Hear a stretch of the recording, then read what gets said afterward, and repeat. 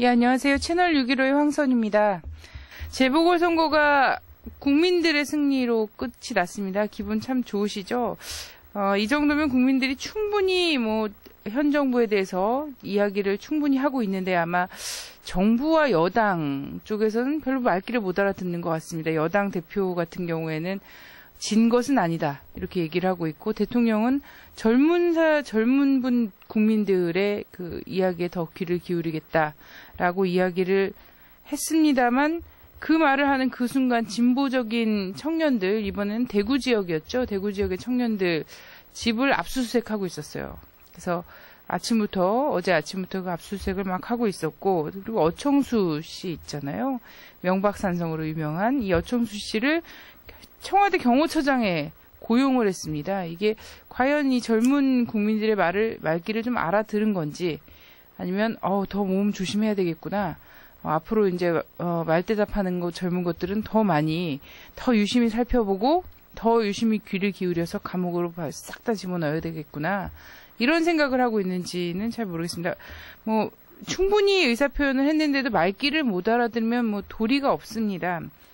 이 정도도 국민들이 회초리를 들었다라고 느끼지 못한다면, 국민들은 더 뼈저린 패배를 안겨주기 위해서 더 노력하는 수밖에 없겠습니다. 자, 더 그 뼈저린 패배를 느낄 수 있게 하기 위해서 그날을 위해서 채널 615 오늘도 달려가겠습니다.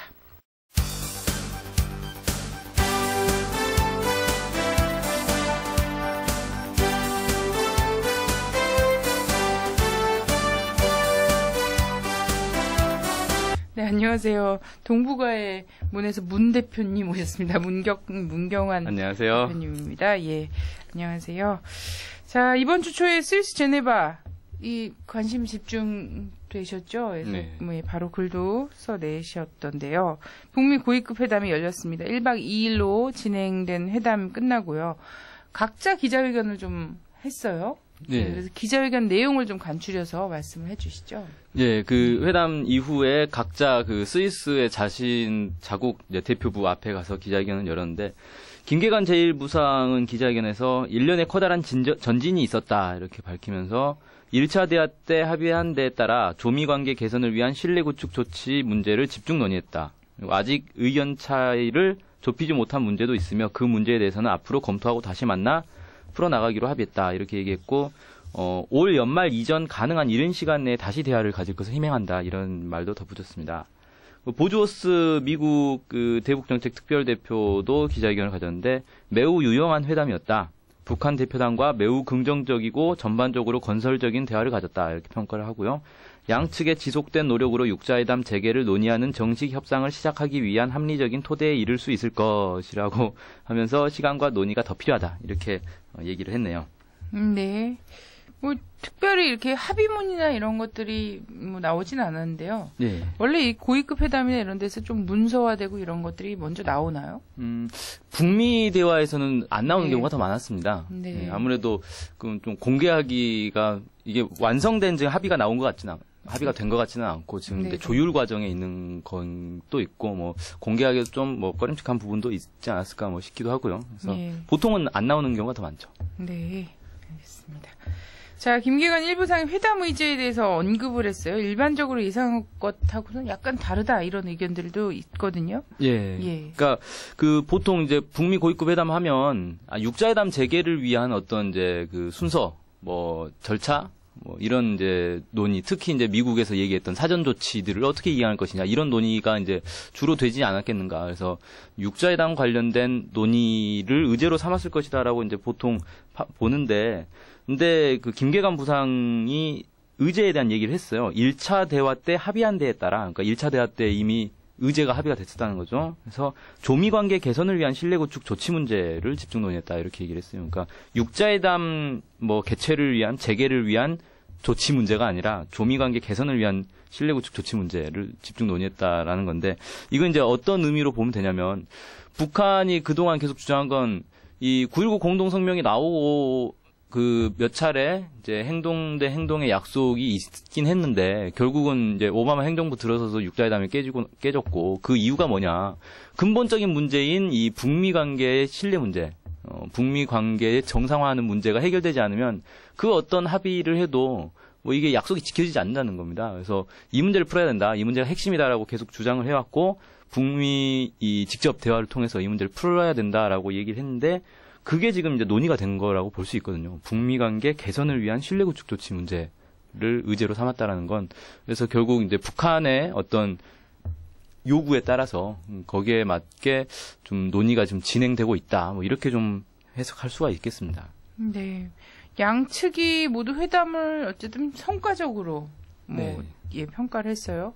어떤 내용들이 좀 구체적으로 오고 갔을 걸로 보시는지요? 네, 뭐 구체적인 얘기를 이제 언급을 안 해서 사실 짐작할 수밖에 없는데 네. 미국은 그동안 사전 조치를 계속 요구를 했어요. 사전 조치가 있어야 육자회담을 재개할 수 있다라고 하면서 사전 조치로 크게 꼽는 게 뭐 우라늄 농축 중단, 그다음에 IAEA 사찰단 복귀, 그다음에 뭐 핵실험, 미사일 실험, 그 유예 선언, 그 모라토리엄 선언 이런 이제 것들을 사전 조치로 꼽았고 북한은 전제 조건 없는 육자회담 재개를 계속 주장을 해왔죠. 근데 양측이 모두 성과가 있었다. 긍정적으로 평가하는 거는 양쪽 모두 좀 받아들일 만한 합의가 지금 이루어지고 있는 것 아닌가 이렇게 좀 짐작을 해볼 수가 있는데 그렇게 보면은 아마 이건 이제 뭐 제 짐작이긴 한데 북한이 이 미국이 제시하는 사전 조치 중에 일부를 수용을 하면서 거기에 대해서 미국에게 반대급부의 어떤 요구를 하지 않았겠는가. 그리고 그 반대급부의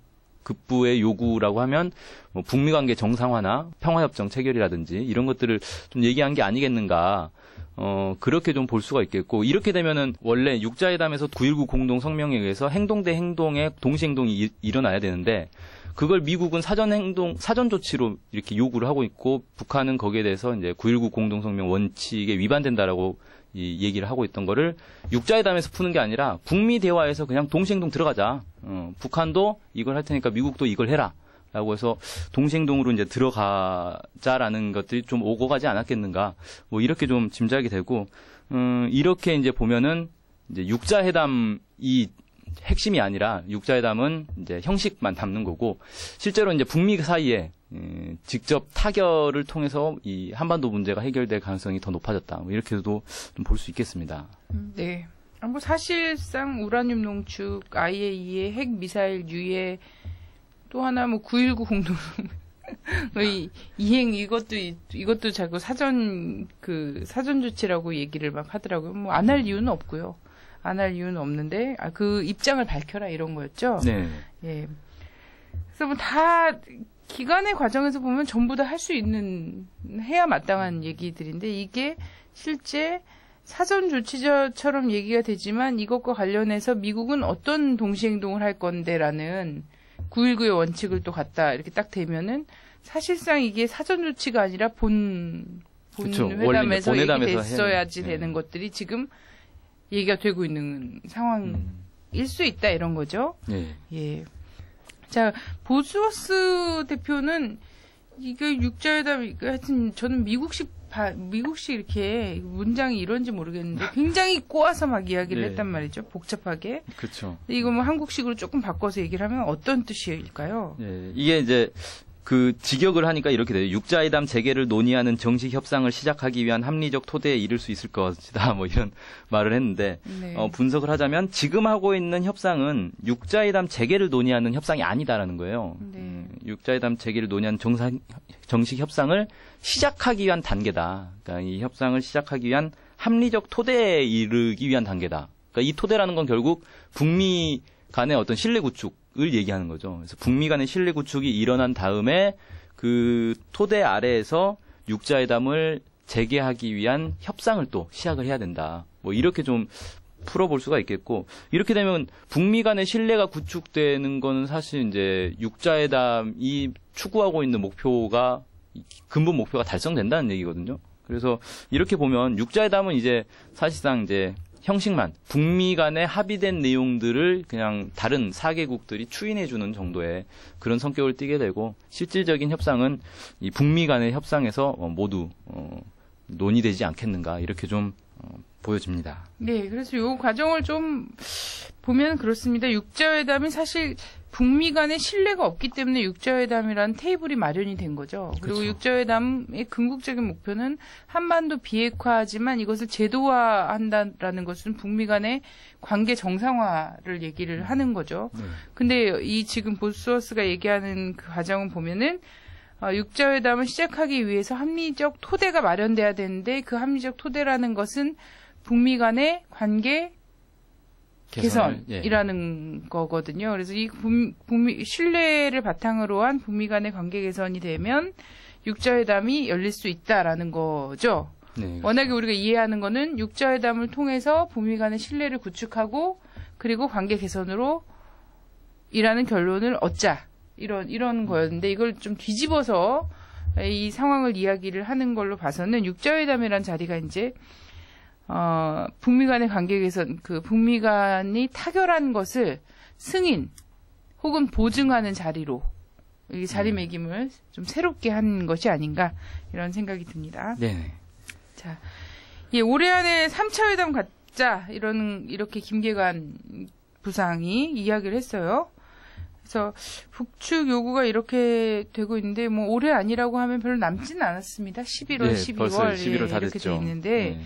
이걸 어떻게 전망을 하시는지. 네, 아마 연말쯤 가야 열릴 수 있을 것 같은데, 네. 그 왜 그러냐면, 미국의 지금 대북 정책 그 특별대표가 바뀌잖아요. 그래서 보주워스가 이제 그만두고 새로운 인물이 이제 됐는데, 이번에 그래서 둘이 같이 갔다 그래요. 그래서 뭐 상견례 자리를 겸했다 뭐 이렇게 얘기하는데, 이 사람이 근데 원래 그 IAEA에서 그 미국 대사를 하고 있었을 겁니다. 그래서 거기서 뭐 남은 자기가 하던 일들을 마무리 짓고 넘어오겠다 뭐 이런 식으로 얘기를 하고 있어서 당장 그 미국의 그 대북 정책 특별 대표가 교체가 될 것 같지가 않아요 또. 그래서 여기가 좀 마무리가 돼야 사실 이제 추가 협상이 가능하기 때문에 그게 되려면 뭐 한 달 정도는 좀 더 시간이 걸릴 것 같고 그다음에 이제 북미 간에 어쨌든 합의된 내용을 가지고 본국에서 이 정부의 또 승인과 협의를 또 거쳐야 되기 때문에 그런 걸 따지고 나면 아마도 연말쯤 가면 가능하지 않겠나 싶고 북에서 이렇게 얘기를 하고 또 양측 대표가 모두 또 긍정적으로 표현했기 때문에 그 양국에서 뭐 특별히 문제 제기가 없으면 바로 또 추가 협상이 이어지지 않겠나 뭐 이렇게 보여집니다. 네. 자, 한국은 약간 발을 동동 구르고 있는 상황일 것 같은데 주변국들은 오히려 분주합니다. 네. 그래서 당장 어제 오늘 러시아에서요 남북러가 접촉을 했었죠. 네네. 그 접촉한다라는 보도는 나왔는데 접촉했다는 보도가 안 나와서 모르겠습니다. 아마 그 어제 오늘 이렇게 해가지고 이틀간 접촉을 한다 이렇게 돼 있는데 이게 또 특이한 게 남쪽은 러시아에 이제 대표를 보내는 거고 북쪽은 김계관 부상이 스위스에서 협상을 끝내고 돌아가는 길에 모스크바에 들렸다가 이제 돌아가는 걸로 이렇게 좀 돼 있거든요. 그래서 뭐 남쪽 외교부 쪽에서는 우연의 일치다 시기가 그냥 우연히 맞은 거다라고 얘기하는데 이거 또 남북 간에 또 접촉하는 거 아니냐 뭐 이런 얘기도 있고요. 어쨌든 러시아의 그 알렉세이 보로다부킨 외교부 아태 담당 차관과 따로 또 회담을 하기로 그렇게 얘기가 돼 있다 그러고요. 아마 이제 남쪽 같은 경우는 어떻게든 이 육자회담에서 이 사전 조치를 이행을 해야 육자회담을 열릴 수 있다라는 걸 이제 러시아 측에게 자신들의 입장을 알리기 위해서 갔을 것이다 이렇게 보여지는데 안 됐지만 이 북러 정상회담을 통해서 이미 전제 조건 없는 육자회담에 이 러시아 대통령이 합의를 해놓은 상태이기 때문에 그런 가서 얘기해봐야 별 뭐 도움은 안 될 것 같고요. 아마 김계관 부상은 이제 북미 고위급 회담의 결과에 대해서 러시아에 이렇게 설명을 하고 오지 않겠는가 뭐 이렇게 좀 예상이 됩니다. 네. 중국의 부총리 리커창 부총리도 남북을 연이어서 방문을 했습니다. 예, 지금 이제 한국에 있죠. 네. 그래서 24일 날 그 북한에 가서 김정일 국방위원장과 면담을 했고 26일 날 또 한국에 들어왔습니다. 그래서 이명박 대통령 또 만났고요. 근데 어떤 내용을 얘기했는지는 전혀 뭐 보도가 되지 않고 있어서 뭐 잘 모르지만 어쨌든 남북을 이렇게 연이어 방문한다는 거는 남북 사이에 어떤 이 메신저 역할을 하겠다라는 좀 의미가 있는 것 같고요. 아무래도 이제 육자회담 재개 가능성이 점점 높아지고 있기 때문에 중국 입장에서는 중국이 육자회담 그 의장국 아닙니까? 그래서 중국이 뭔가 자신들이 중심이 돼서 이렇게 조율을 하는 그런 이제 자리를 좀 차지하기 위해서 이런 움직임을 보이는 것이다. 뭐 이렇게 볼 수 있겠습니다. 네. 참 어쩌면 이렇게 한국의 언론들이 이 부분에서 입을 닫고 있는지 정보 자체가 차단되기 때문에 그런 걸 수도 있겠고요. 어쨌든 이렇게 굉장히 중요하게 한반도를 중심으로 해서 뭔가 분주하게 움직이고 있다라는 게 저희 채널 615 이 한반도 오늘만 딱 들여다봐도 좀 알 수가 있지 않겠습니까? 네. 남북러가 러시아에서 접촉을 하고 그리고 중국의 부총리가 평양과 서울을 막 방문을 계속 이렇게 연달아서 하고 있는 이런 상황이거든요. 축구 경기보다도 더 보도를 안 해요. 스포츠나 네. 이런 것보다도 보도를 안 하고 있어요. 굉장히 우리가 뭐 관심이 있든 없든 간에 결국 우리 인생에 가장 큰 영향을 미칠 수밖에 없는 그렇죠. 예. 것들인데요. 자, 근데 뭐 이렇게 좀 분주하고 대화도 좀 무르익어 나가는 것 같고 뭐 3차 고위급 북미 간 고위급 회담 같은 경우에도 뭐 한두 달 안에 이 전망이 좀 그려지고 있는 이런 상황인데 육자회담이 아니라 북미 간 직접 대화를 통하는 관계 개선 이런 것들이 실제 이제 로드맵으로 지금 보여지고 있는 상황인데도 군사훈련이 시작이 됐어요. 네, 어제부터 시작했죠. 네네, 호국훈련이 어제부터 시작을 해서 이제 11월 4일까지 진행이 된다고 하는데요. 이 소식도 좀 알려주시죠. 예, 호국훈련. 네. 하필이면 또 북미 고위급 회담 끝나자마자 곧바로 호국훈련이 시작이 됐습니다. 호국훈련은 이제 연례적으로 하는 훈련인데 규모가 상당히 커요. 그리고 기억을 떠올려 보면 작년에 연평도 사건 또 사실 호국훈련의 일환으로 그 연평도에서 사격 훈련을 하다가 이제 포가 막 날아다니고 이런 상황이 된 건데 위험한 훈련이라 이거죠. 지금 이제 한국 군에서는 북한 국지 도발과 전면전에 대비하는 합동 작전 수행 능력을 배양하는 데 중점을 두고 훈련을 진행하고 있다. 뭐 이렇게 얘기하고 미국도 여기에 결합을 합니다. 그래서 미 해군과 해병대가 한 500명 정도가 참여하는 걸로 돼 있고 총 인원은 14만 명이 참여하는 대규모 훈련입니다. 그리고 특히 백령도 일대에서 육해공 합동 훈련을 서북도서 방어 훈련을 진행한다는데 이게 상당히 북한을 자극할 것으로 보입니다. 뭐 지난주에도 이렇게 얘기를 드렸지만 육해공이 그 조그만 섬에 집중해가지고 이렇게 훈련을 하고 있기 때문에 상당한 자극이 될 수밖에 없고 북에서는 이미 뭐 제2의 연평도 뭐 이런 경고까지 하면서 이런 무력 시위는 중단해야 된다 이렇게 얘기를 하고 있죠. 네. 서북도서를 잘 평화롭게 잘 지키고 방위를 잘하는 게 사실은 14선언에 나와 있는 식으로 서해를 평화지대화하면 되는 문제인데 이걸 맨날 백령도 이 서해 5도 부근에 군대 몰아놓고서는 합동군사훈련하는 걸로 서해를 지키겠다라고 얘기하는 것이 사실 이 시대에 맞는 얘기인가 이런 생각이 많이 듭니다. 네. 어쨌든 백령도 일대에서 육해공군 다 모여서 집중 그 합동훈련을 한다고 하는데 작년과 같은 연평도 사건 또 있지 뭐 말라는 보장이 없습니다. 그렇죠. 예, 그걸 또 기대하는 사람들도 나는 있을 거라고 생각을 하거든요. 이거야말로 문제죠. 국지전이라도 네. 사람의 생명을 국민의 생명을 담보로 한 국지전이라도 터져주면 그래도 내가 살겠다. 이 숨통이 좀 트이지 않을까 이렇게 기대하는 사람들이 분명히 있을 거기 때문에 너무나 위험한 상황이고요. 이런 군사훈련으로 뭔가 변화를 꿈꾸기에는 시대가 너무 맞지 않는가 이런 생각이 듭니다. 자, 미국 국방부 지난주에도 말씀을 하셨던 것 같은데요. 네. 북미 고위급 회담에 대해서 회의적이다라는 입장을 내놨어요.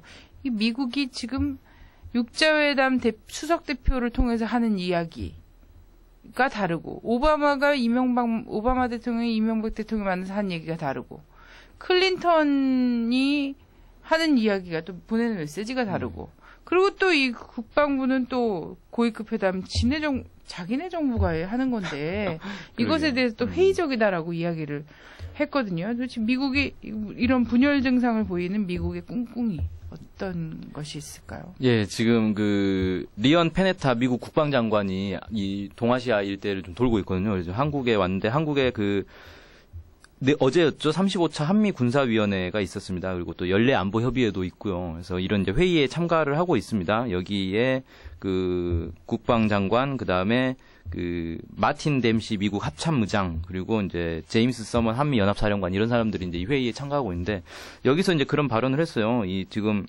그 제네바에서 북미 고위급 회담 열렸는데 어떻게 그 보시냐 그랬더니 뭐 회의감 회의감이 든다고 할 수 있다. 뭐 이런 식으로 이제 얘기를 했다는 거예요. 그래서 그런 어떤 결과가 나오든지 북한이 뭐 자신들의 약속 안 지킬 것이다. 뭐 이런 식의 이제 표현을 하면서 뭐 회의감 얘기를 했죠. 그리고 또 그 전날에도 뭐 미국 국방부의 고위 당국자가 북한이 외교적 개입과 도발의 주기를 계속한 경험이 있다. 그래서 다음 국면이 벌어질 때를 대비할 필요가 있다. 그러니까 대화가 일어나다가 진행되다가 북한이 또 군사 도발을 할 게 반복돼 왔으니까 이번에도 도발할 것이다. 뭐 이런 식의 이제 발언을 하는 겁니다. 그래서 마치 도발이 일어나기를 뭐 기다리고 있는 사람들처럼 이렇게 좀 얘기를 했고, 또 뭐 한미 연합사령관 같은 경우 오늘 밤 당장 싸워 이길 수 있는 준비 태세를 갖추는 것에 중점을 두고 근무하고 있다. 뭐 이런 상당히 긴장을 조성하는, 긴장돼 있는 듯한 그런 이제 발언들을 쭉 하고 있는데, 이게 이제 지난주에도 말씀드린 것처럼 미국 군부가 요즘 상당히 난처한 입장이에요. 국방비 계속 삭감되고 있고 미국 경제가 어렵다 보니까 부득이한 일이죠.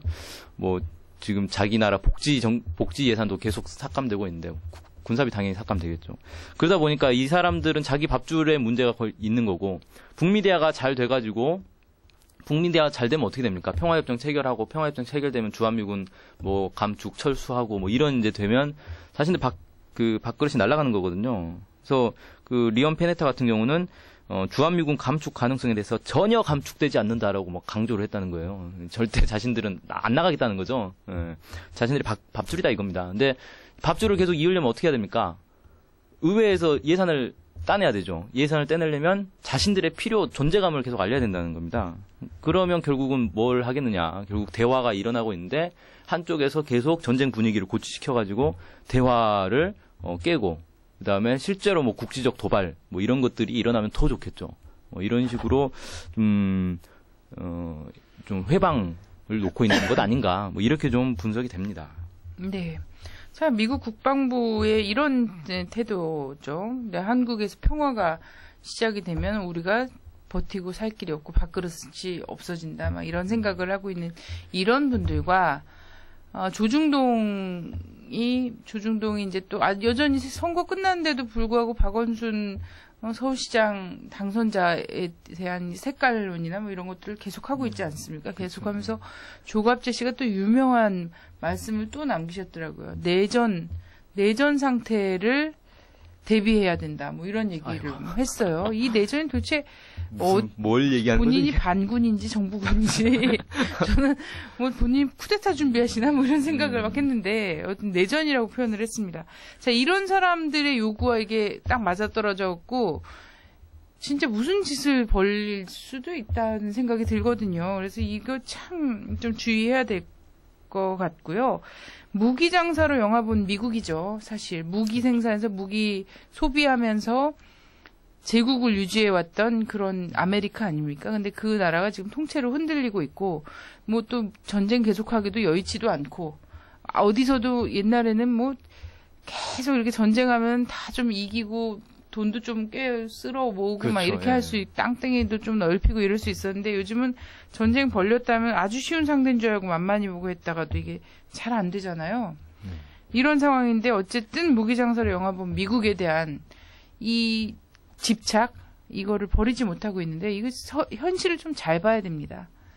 예, 뭐 그 군사 동맹은 늘 미국을 중심으로만 있어 왔지만 이제는 그런 시대가 지났고 반미 군사 동맹이란 새로운 흐름들도 상당한 파워를 가진 이런 것들도 나오고 있고라고 하고 그 주한미군 측에서는 안 나간다. 절대 뭐 감축도 없다. 이렇게 얘기를 했는데 안 나가면 쫓겨나는 거죠. 안 그렇죠. 나가면 쫓겨나는 게 길이 있습니다. 그래서 그냥 영예롭게 퇴진하는 것도 좋은 방법이 아닐까. 좀 물색을 해봐야 되는 시기가 아닐까. 이런 체면이라도 생각입니다. 살려야죠.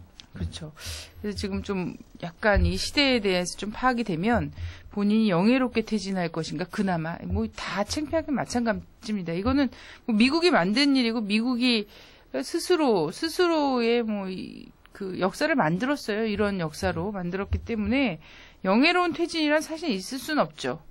근데 모양을 좀 그렇게 만들어줄 수는 있지 않나. 기회를 줄 때 살려라. 안 그러면은 정말 쫓겨나는 꼴이 되는 거죠. 뭐 안 나가겠다 하면 어쩔 수 없습니다. 우리 국민들을 쫓아내는 이런 방법을 좀 택할 수밖에 없겠다 이런 거죠. 자, 북미 제네바 협상과 관련돼서 이모저모를 좀 살펴봤습니다. 문 대표님 감사드립니다. 네, 감사합니다. 네.